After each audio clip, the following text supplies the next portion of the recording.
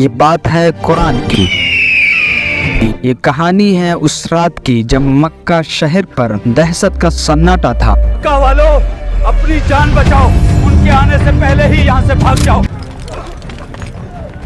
مکہ کی پوری بستی میں خاموشی چھائی تھی، گلیاں ویران تھی اور گھر خالی تھے۔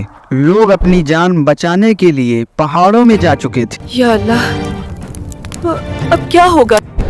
اور سبھی اسی فکر میں تھے کہ اس خطرے کا سامنا کیسے کیا جائے، کعبہ کو اور اپنی بستی کو کیسے بچائیں، کیونکہ مکہ کی طرف موت کا لشکر بڑھ رہا تھا۔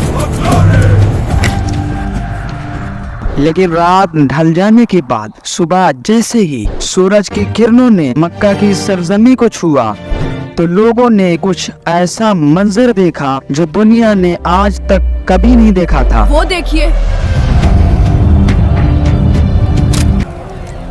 سبحان اللہ۔ یہ کہانی ہے غرور کے ٹوٹ جانے کی،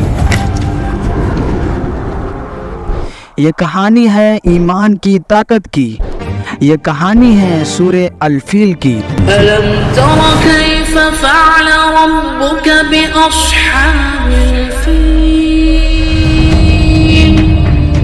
کہانی کا آغاز ہوتا ہے یمن سے۔ وہاں کا بادشاہ تھا ابرہہ۔ اس نے ایک بہت ہی خوبصورت اور ہیرے جواہرات سے بھری عمارت بنائی اور اعلان کیا کہ سب لوگ کعبہ کے بجائے یہاں عبادت کرنے آئے۔ میرا یہ حکم ہے کہ آج سے سب لوگ کعبہ کے بجائے یہاں عبادت کرنے آئے۔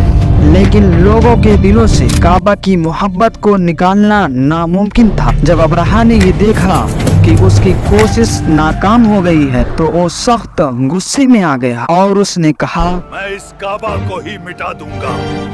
اور پھر وہ دن آیا۔ ابرہہ اپنی اس وقت کی سب سے طاقتور فوج لے کر مکہ کی طرف چل پڑا۔ ہاتھیوں پر سوار فوج جس کا مقابلہ کرنا مکہ کے نہتے لوگوں کے لیے بالکل ناممکن تھا، اس لیے وہ اپنی جان بچانے کے لیے مکہ کے پہاڑوں میں جا چھپے۔ بھائی، اب تو اللہ ہی ہمیں بچا سکتا ہے۔ سب لوگ اسی فکر میں تھے کہ کعبہ کو کیسے بچائیں، لیکن مکہ کے سردار اور ہمارے نبی صلی اللہ علیہ وسلم کی دادا عبد المطلب نے کہا، کعبہ کی حفاظت خدا خود فرمائے گا۔ اسی پریشانی میں مکہ والوں نے وہ رات گزاری۔ جیسے ہی صبح ہوئی، ابرہہ اپنی فوج کے ساتھ کعبہ کے بالکل قریب پہنچ چکا۔ آگے بڑھو، وہ رہا کعبہ، اور اس نے حملے کا حکم دی، جلدی چلو، حملہ کرو۔ لیکن اس کا سب سے طاقتور ہاتھی جس کا نام محمود تھا آگے بڑھنے کے بجائے زمین پر بیٹھ گیا۔ ابرہہ نے اس ہاتھی کو بہت مارا اور پیٹا، لیکن اس نے کعبہ کی طرف ایک قدم بھی نہیں بڑھایا۔ اور پھر آسمان میں کچھ دکھا، یہ کیا مصیبت ہے؟